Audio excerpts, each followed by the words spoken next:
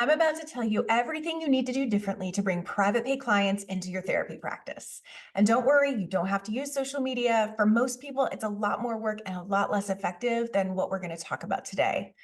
I'm talking to those of you who take insurance and those who don't. The strategy is the same, but there are some important considerations.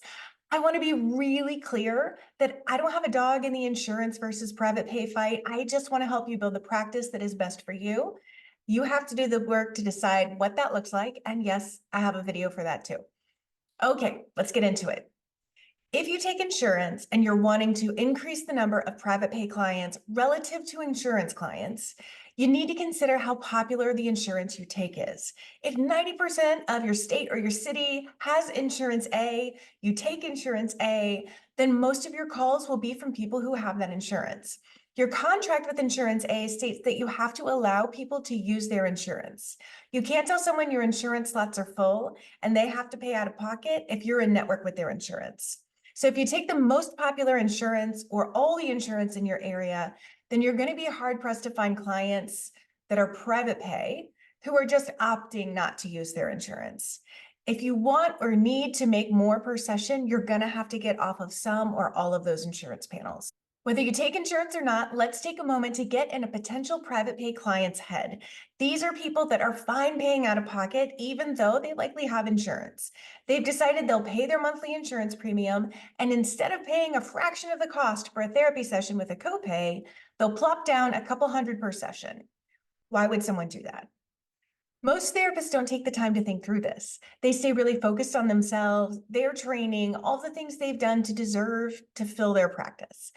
Those are therapists that don't get full. Luckily, that's not you today. Jot down a few reasons you'd pay out of pocket even if you didn't have to.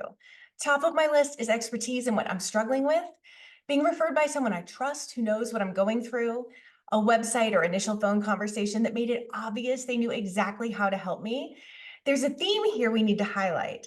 I'm willing to pay premium out-of-pocket fees because I want or need someone who really knows how to help me with my specific problem. When someone seeks therapy, they are hurt enough or sick enough of their current situation that they are willing to get help making changes. Their problem feels very specific and very special. I'll state the obvious. Therapy is a very vulnerable process. Most private pay clients have decided that they are willing to do it the right way with the right person, and these have the little air quotes, in order to get the help they need. They aren't specifically looking out of network, they're looking for the right therapist, regardless of if they take their insurance or not. They're looking for the right help. Basically, all you have to do is make it easy for them to find you and show them that you're the right help. And this might sound daunting, but I promise it is way easier than grad school and you've done much harder work. So you must start with one niche. I hear a million reasons why people don't want to niche down, but let's remember who's willing to pay out of pocket. Someone looking for the right help. The most effective way to show that you're the right help is by talking about one problem across all your marketing material. If your ideal client has panic disorder and your website talks specifically about their daily lived experience with panic disorder, not the overview or the symptoms or the criteria for diagnosis, please never that, then they'll see you as someone who gets it. So here's an example of that. Let's say you work with people with postpartum depression. Which is more compelling? Do you have depressed mood after having a baby?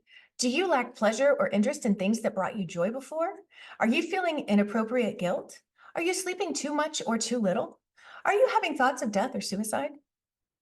Or sometimes you think if you just got in the car and kept driving, your family would be better off.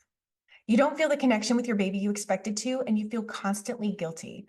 Like you're not only doing it wrong, but you are wrong. You haven't been entirely open with anyone about this. You're afraid your partner, your mom, your best friend would be horrified at how sad and numb and anxious you feel inside. It's supposed to be the most fulfilling time of your life. Maybe you cry so much. Maybe you can't stop. Or maybe you have that deep need to cry, but you can't seem to make tears and get that release. As someone who struggled with postpartum depression, I can tell you I 100% would go with the second option. Don't try to do multiple niches. There is a marketing adage that I love: a confused mind says no. If it's not clear who you work with, you are much less likely to get private pay clients. We have a course called Know Your Niche that makes it so much easier to identify your one niche without regret. Once you've narrowed down your niche, you need to market. Most therapists blanch at the idea of marketing. It feels like it cheapens what we do, like we're used car salesmen trying to get one over someone. A lot of what I do with my students is help them reframe their perception of marketing. Before we dive into how to market, consider that marketing is just helping your potential clients find and choose you. There's never any convincing or manipulating in good marketing. It's all about connecting so that they can make an informed choice. Your marketing strategy should include things you actually enjoy. Marketing success is often correlated with consistency, and almost no one consistently does something they hate. There are some set it and forget it strategies. You need a mix of the consistency and the set it and forget it ones. Every private practice therapist needs a website.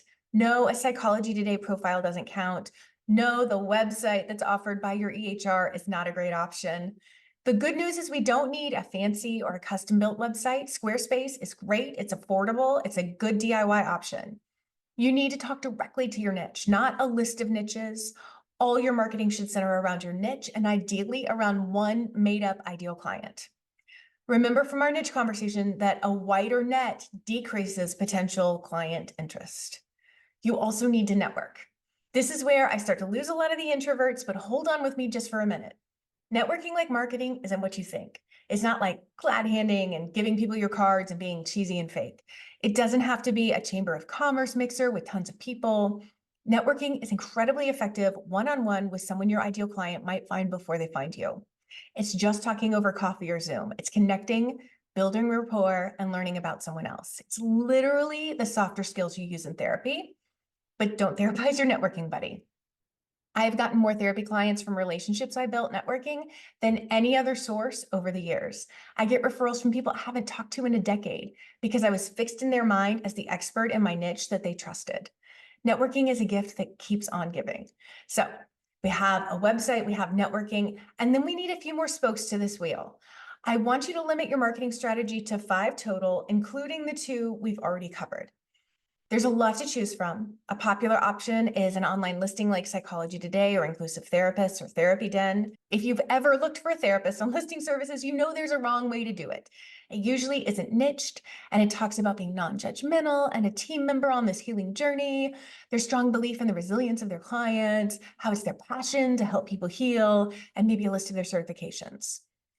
Like your website, your online listing shouldn't be all about you. You help people choose you by keeping the focus on them. Other options like blogging, vlogging, public speaking, social media, SEO, warm letters, there are so many. And the good news is you don't have to choose any of those specifically. Yes, have a website and network, but the rest are up for grabs. If being on social media feels like an overwhelming commitment, don't do social media. Most successful private practice owners don't have social media accounts for their businesses. The trick to filling a private pay practice is to choose your marketing strategies and execute them using marketing best practices.